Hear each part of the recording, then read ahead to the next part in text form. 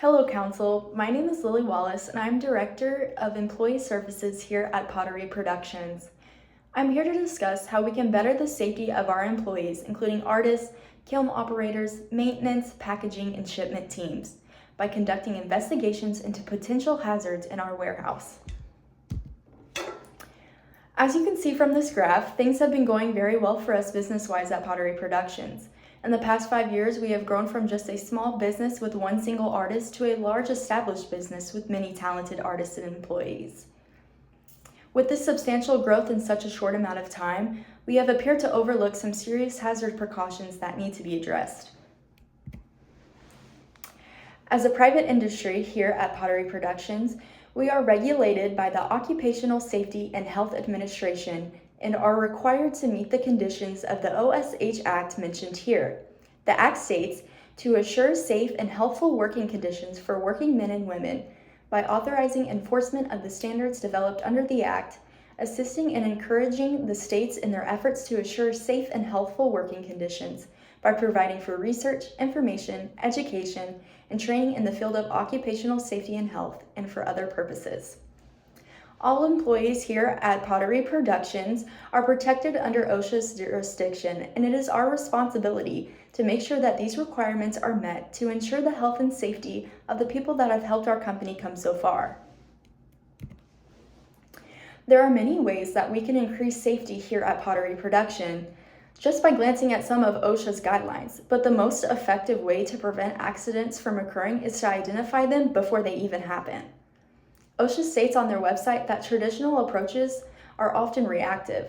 This is when problems are addressed only after a worker is injured or becomes sick.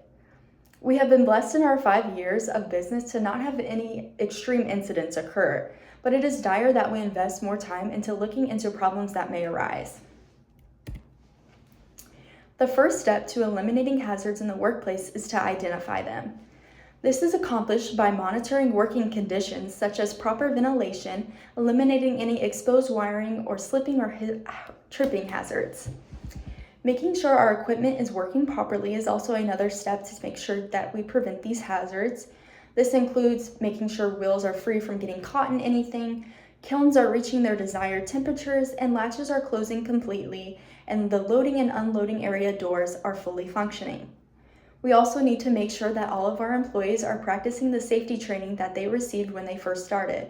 For example, artists need to have their hair and long clothing pulled back, shipment workers need to be wearing their vests, and maintenance needs to keep all flammables away from kiln areas. The last step in identifying hazards is the most important, which is listening to our employees' concerns.